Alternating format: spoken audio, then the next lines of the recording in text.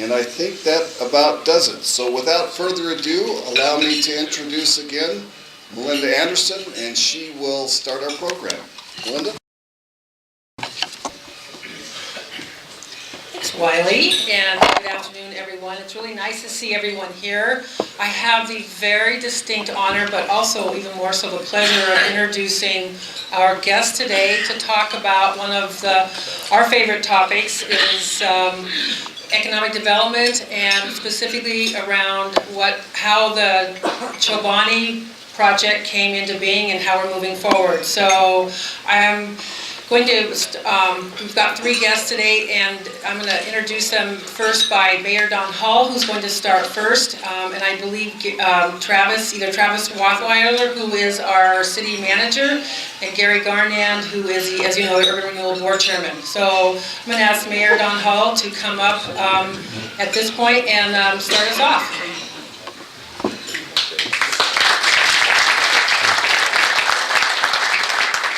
Thank you, Melinda. First of all, Danny?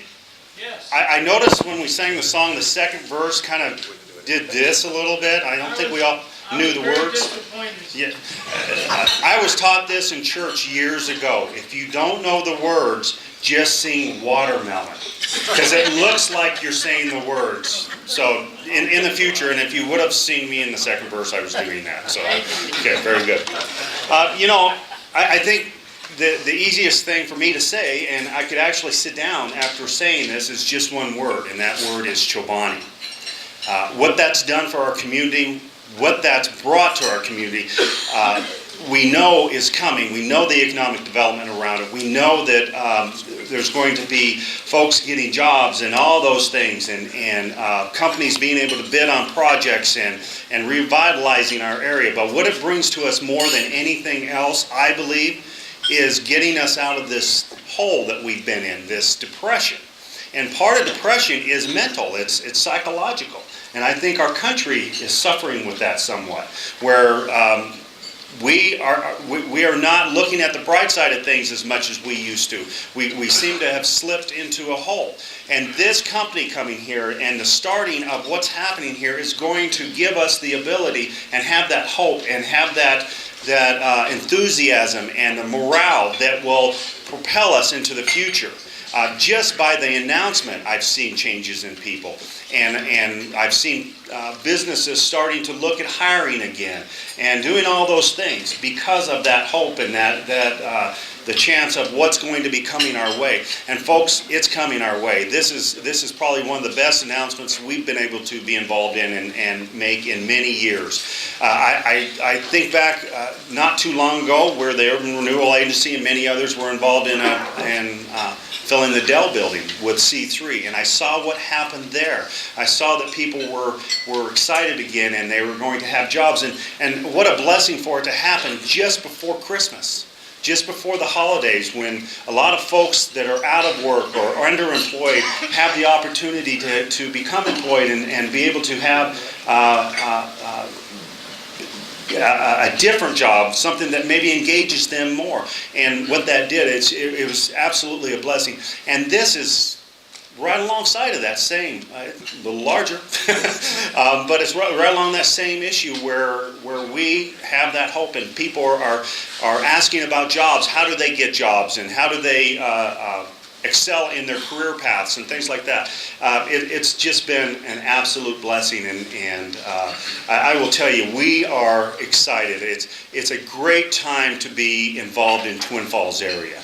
And we could not have pulled this off, absolutely not pulled this off without teamwork that we saw from our community. And that teamwork goes all the way from CEDU, obviously, bringing this to us and being kind of the conduit.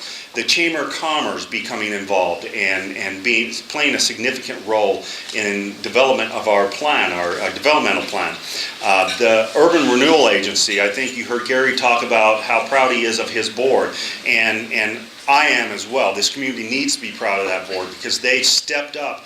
they made decisions, and these are not easy decisions. It may seem like they are from the outside, but truly, these are things that we needed to vet completely out and look at the detail and then look at them again and meet on them again. And same thing with City Council. City Council, behind the scenes, we met in executive sessions and we vetted it out, and it wasn't always just positive. We wanted to make sure that what we did here was going to truly benefit our area. And I will tell you, we poured through this. We were very interested.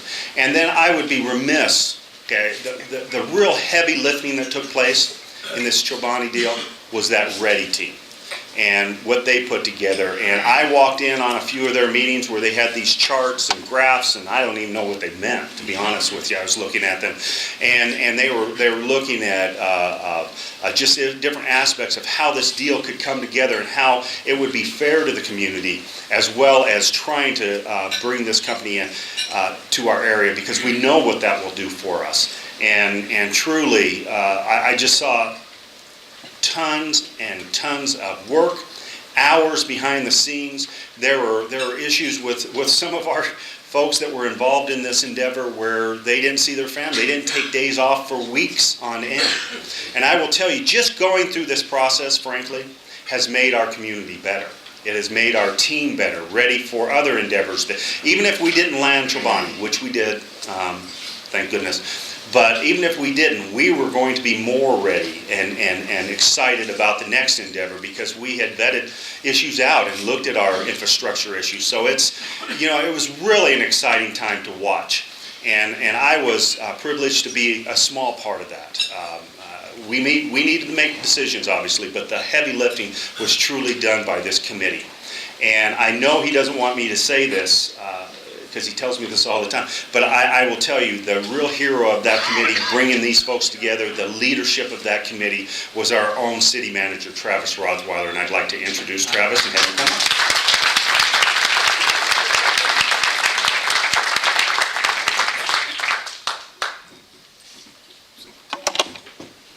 Well, thank you, and it's good to see you again.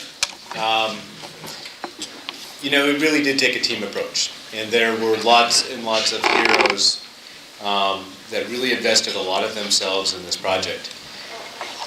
And it's really easy to lead a team when you have strong, competent, committed, dedicated people, not only with the City of Twin Falls, but also, again, with the Chamber and with CEDU. As we worked hard through this, we had very, very frank conversations, but through that process, I think Don is absolutely right. We developed a strong bond and relationship with one another that will allow us to continue to be successful as we pursue additional economic development opportunities. Chobani is an incredible land for us. It is not the last. In fact, we hope it is just the beginning. But today we want to talk to you about Chobani. And I have just a quick question for you. How many prior to the announcement had ever had Chobani yogurt? How many have had it since? So, and how many has, as you've tried to go get it, have found that it is very tough to find?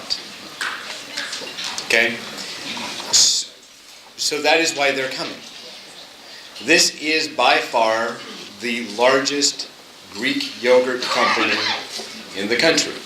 They have a product that is allowing them to have 300% annual increases in sales. And they needed to find another location. The parent company's group is named AgroPharma. And it was headquartered in Norwich, New York, and it was founded by Hamdi, and I can't pronounce his last name. Ulukaya. Thank you. I practiced. Don had to introduce him, and I tried, and I get all tangled, and I'm not very good at it. It is the #1 selling Greek yogurt in the country. It is also the third largest yogurt company in the country. So of all yogurt companies, it's #3, and it only produces Greek yogurt. The bottom thing I think is incredibly impressive about this company. 10% of their profits go to charitable activities. And when I was here last week, I shared with you that this is a group that found a community in Norwich that didn't have a baseball field. And they built a state-of-the-art baseball park for their community. And when they were asked, well, how much did it cost? They said, we have a baseball field. Because the focus isn't on the amount of investment, the focus is on what they're investing in. So when we took a look at this company, we really felt that they were going to be one that was going to be a strong corporate partner, that they are going to understand and fit into our way of life, that they are going to appreciate our agricultural roots and our heritage, and they are going to make us better and stronger not only as a community, but also as a region. We were excited to compete. We're even more excited to have them call this their home. So why did they pick us? The first one was very easy for them. It's because we have the cows. We have a milk supply that is of a higher quality as well as a volume that they can find anywhere else. They are going to use 7 million pounds of milk a day. 7 million pounds. Now think about what that does for our dairy farmers. But then also think about what that does for those who are supplying the feed to the dairies. And think about the vets. And think about the implement dealers. And think about how this is going to roll through our economy. How this is different than any other opportunity that we've had is that this really takes advantage of us being an ag-based economy. And we are going to see a multiplier effect that's going to roll through our community that is going to be far more impressive than any other thing that we've been able to land in the past. They needed a western location. Their primary place right now is California.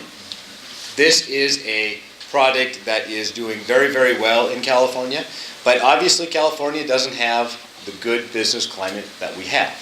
So they wanted to be close to their market, but they didn't want to be in their market. And they found the best place to be, which is Idaho, because again, how we approach business is more of a common sense than where most places are. We have the milk, we have the cows, but the last one is just as important.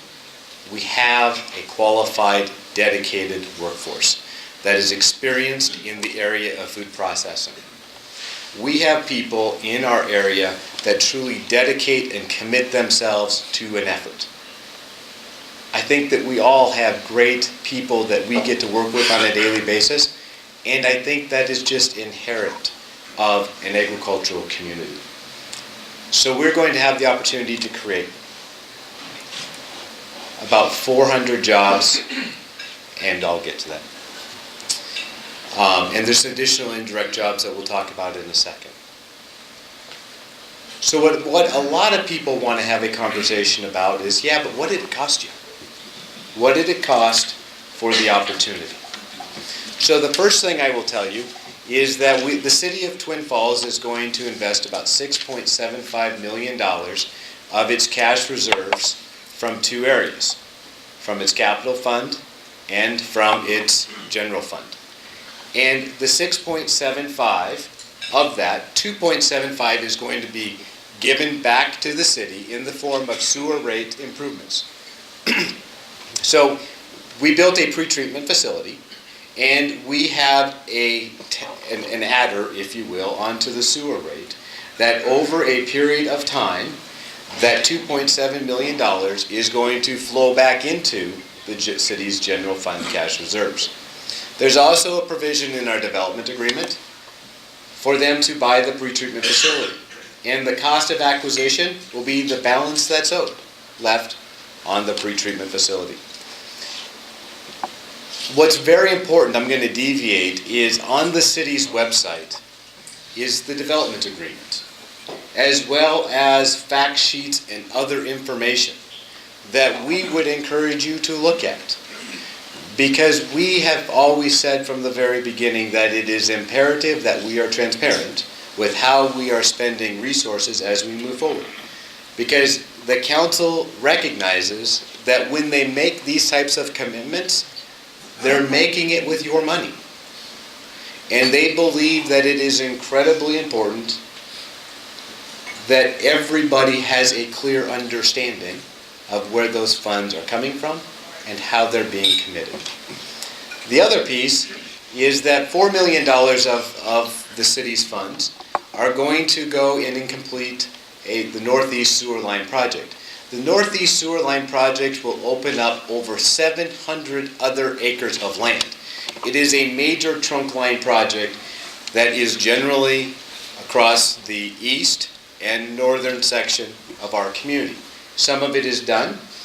Most of it needs to be built. This is a project that has been on our capital improvement plan for the last 5 to 6 years. And we were very ambitious in how we thought we would fund this 3 years ago. When the economy was doing well, we were allocating $1 million to this project. It is a $6 million project. We felt 6 years was an achievable time horizon to complete that part of the project. The economy slowed. In this current budget, we allocated $250,000 to the completion of Northeast Sewer Line. So do the math. On that rate, it would have taken us 24 years to complete the Northeast Sewer Line. That's 24 years of deferring growth and opportunity in that section of town. Because one of the largest holdups right now is sewer infrastructure. By putting this line in the ground today, it doesn't only help Chobani. It also, again, opens up 700 total acres of industrial, commercial, and residential lands for all of the community to benefit. We had a great partner, and one of the great partners that we had in this project was the Twin Falls Urban Renewal Agency. And it is my pleasure to turn this section over to Gary Garnand. Gary is the chairman of our Urban Renewal Agency, and it is his leadership and his drive that really helped push and go through. You know, there were lots of people that encouraged us to put together a better, stronger deal and package, and Gary was one of those people. So Gary Garnand.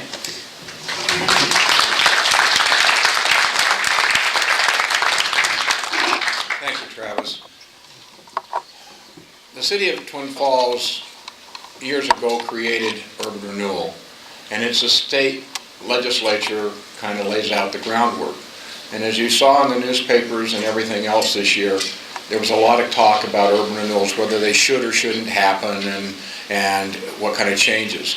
Thank goodness for the legislators that we had from Magic Valley and some other parts of the state, and especially our own Leon Smith, for bringing a certain amount of sanity to that whole process, and that they changed some rules, but they were things that urban renewal could live within and still function and help its community. In many places, and Twin Falls is one of them, the major economic force in the community is urban renewal. We have partners such as CETO and other, and the College of Southern Idaho and many others, but this is the front runner, and this is where a lot of it starts. So we're very fortunate that we've had good people in the legislature and also within our community supporting urban renewal. Many of the people in this room today have been members of urban renewal, and they have laid great groundwork. Twin Falls is the poster child for urban renewal, in my opinion, for the simple fact that we, with the help of Fritz Wunderlich and Melinda, we run a really clean program. We don't deviate from the law. And sometimes we can't do some of the stuff we'd like to do, but we're right and we're legal, and we are the poster child. And Leon's going to take that back to the legislature for us, right?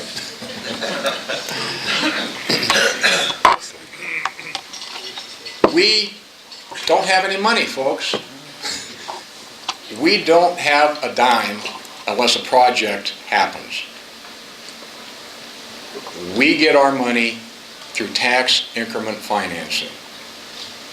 And that is the challenge. And that's the difficult part of understanding urban renewal. I'll try to explain this the only way I've ever made it. I think Dave Van England explained it to me one time this way, and it's the only way it ever made any sense. You have a piece of property and it's worth $1,000 on the tax roll, and out of that $1,000, the city of Twin Falls, maybe the county, the school district, CSI, the fire districts, all those people get their little piece. And then you put a project on top of that, and now all of a sudden, it's a $10,000 tax bill. Urban Renewal will go out and, through purchasing of land, helping with infrastructure and so on, get a bond from a bank, borrow the money, and put that package together. The original entities that got their piece out of the 1,000 still get their piece out of the 1,000. That never changes. The difference between the 10 and the 1, that 9,000 comes to Urban Renewal to pay off the bond, and as soon as it's paid off, the whole 10,000, or whatever is valued at that point in time, goes to those taxing entities. In this Chobani case, it's $17.3 million. I had to laugh the other day with Melinda. We signed the paperwork to buy the land, and we have to go through a pretty convoluted process to be able to borrow the money. So Chobani has actually loaned us the money on a short-term note till we get the bank financing. Well, I signed a $5 million land purchase and didn't have any money. But the check was in the mail. Actually, it was in the wire. But so it was a little interesting at that point in time. Urban Renewal really, really wants to continue this growth. And God will forgive me for this analogy. I know He will. But it's kind of like when Boise State played in the first Fiesta Bowl. Nobody expected them in the world to beat Oklahoma. They did. What they did after they won that bowl game is they multiplied their program. They stepped it up. And that's what your Urban Renewal and the City of Twin Falls and CEDO and the economic development folks here want to do in the future. And I think we can do it. There's going to be some challenges, but Urban Renewal's aggressive, and we've done some fun things with the Dell building. We put in that water line before Chobani ever showed up. We just think we need to do that in that area so we can increase the possibility of new expansion. If we hadn't done that when we did it, that portion is already done, by the way. The new pumps will be put in I think in February, and it'll be up and running. But if we hadn't done it at that point, we would be another 3 months behind. And these guys don't work on the long term. They work on a really fast track. So we're excited about what Urban Renewal has done. We look for more and more development down the way. One thing I do want to stress, though, that there are no tax dollars involved in this. Not your tax dollars, anyway. The repayment of the note comes from the taxes that Agriforma and Chobani will pay to Urban Renewal. Not one dime of your taxes will be raised because of Urban Renewal.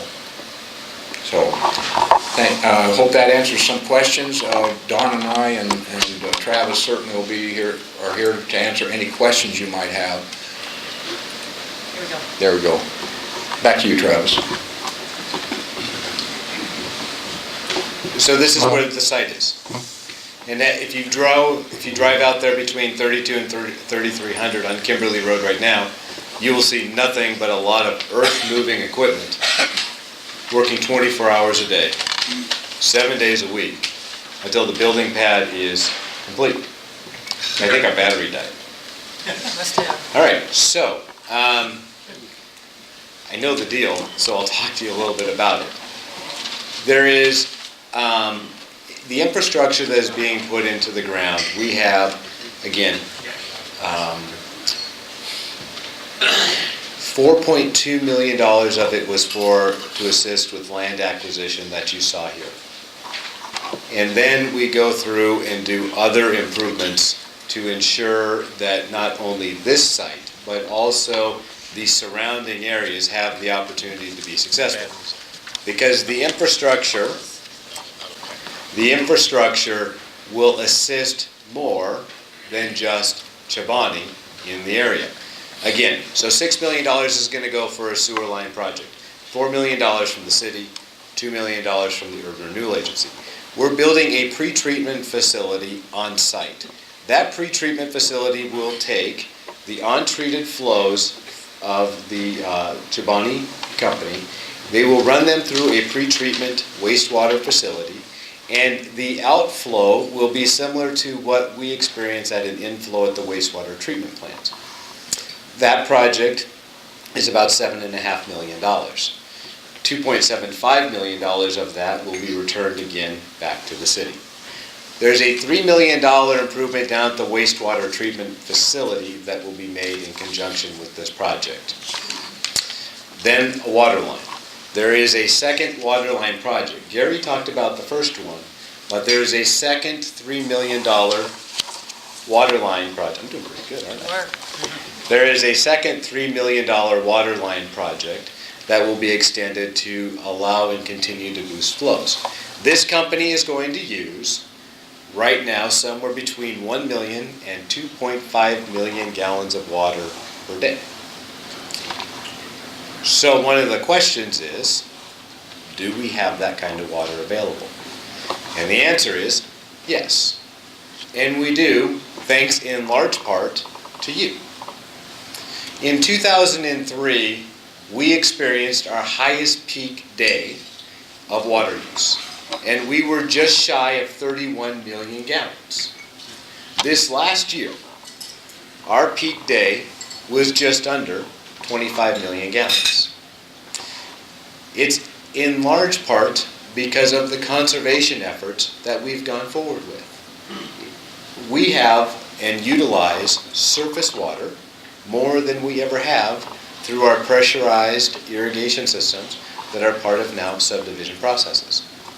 So conservation has enabled us to be able to have the water we need to successfully compete for economic development.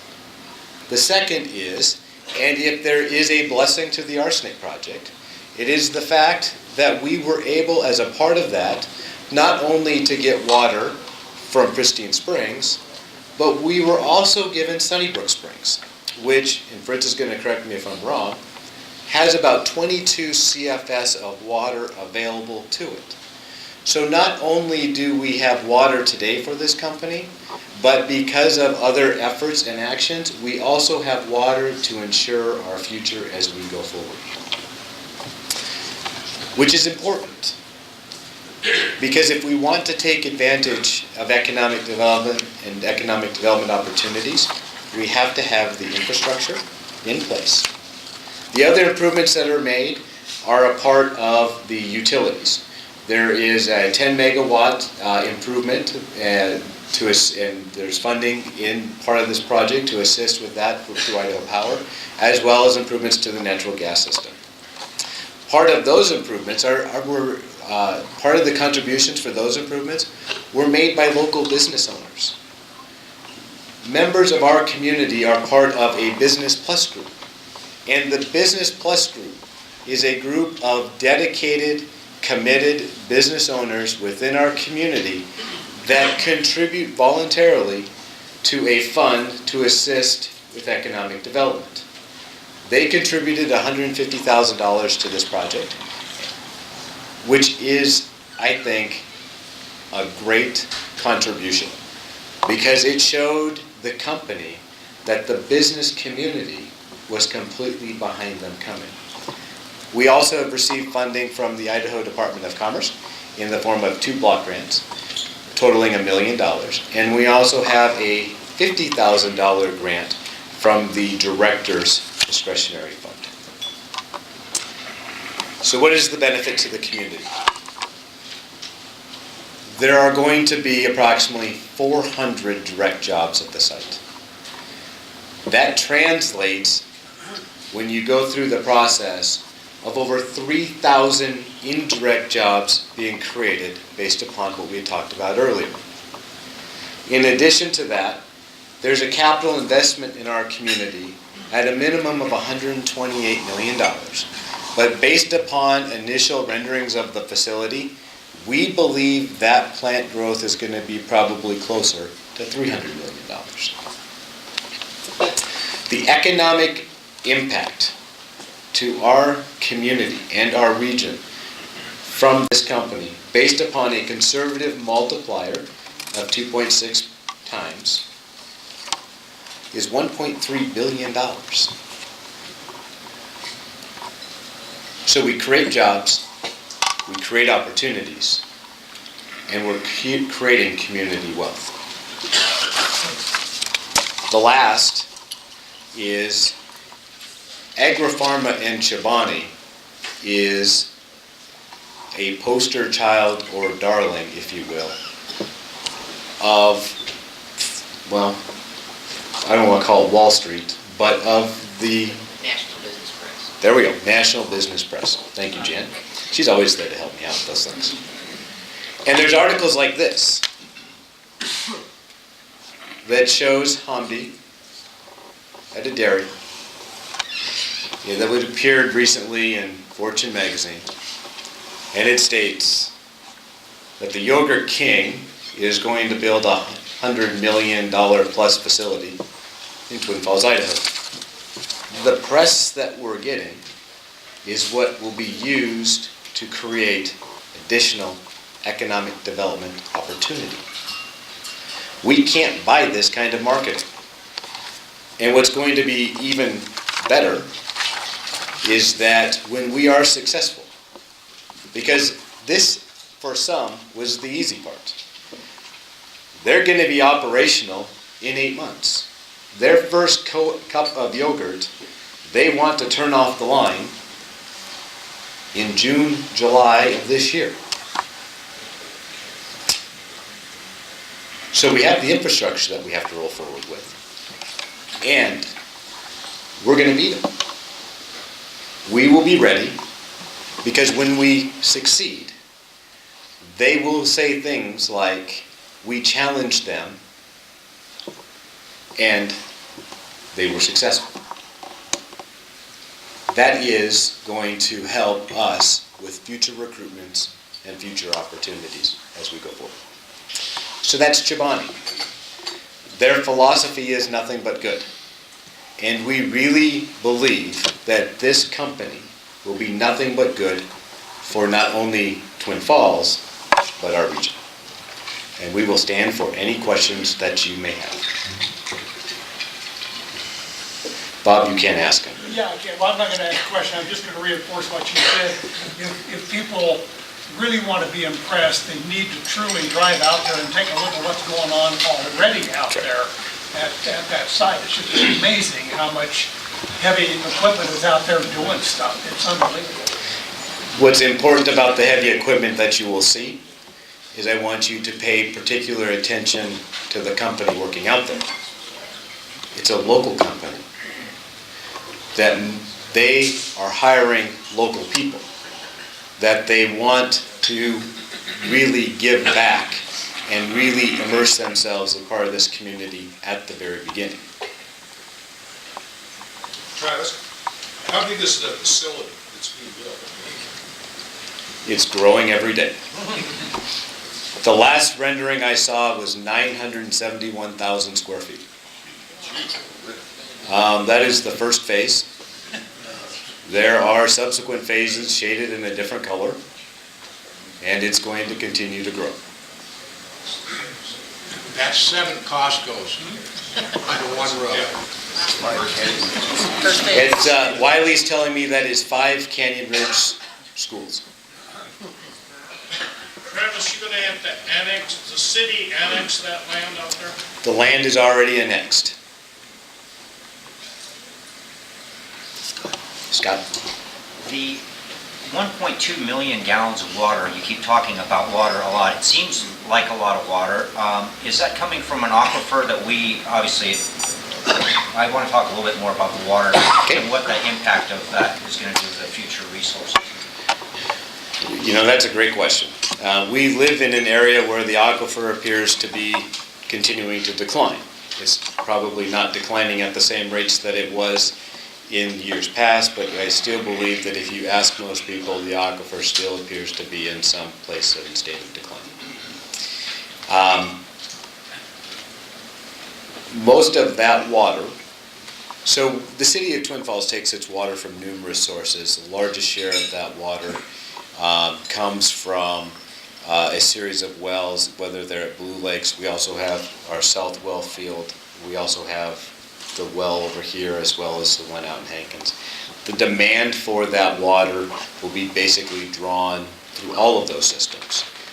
We have an integrated water system, if you will, that all parts and pieces are generally connected. And so there is not one place that will necessarily take the water. It is still less of a water demand than what we had in 2003. So I think that is an important fact. We believe that as we look forward, the water is there for this project and this for opportunity, as well as the city's water right capacity to draw the water from the aquifer. Maybe one or two more? On the supply side, the milk side, is the milk there? Is there going to have to be some expansion? And there too, that will require more water. We were told that the herds are already in place to supply the milk and volumes needed. The ramp up will be 7 million pounds, and that according to Bob Nearabout, the milk is available. We were talking about that earlier, that milk supply was an important consideration for the company. And with, I think, the milk supply in place and the herds in place, that is one of the main reasons that our area was left on the map as we continue to go through these processes. You said one more? Yeah. How large is how many acres did they purchase? They purchased approximately 190 acres.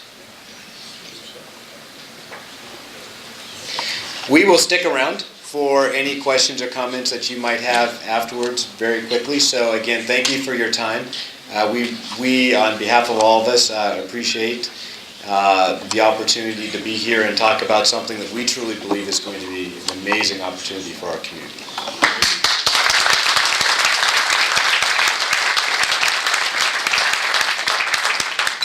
Great presentation, thank you. God may forgive you for your BSU analogy, Gary, but John Miller will never. We have 20 cards left.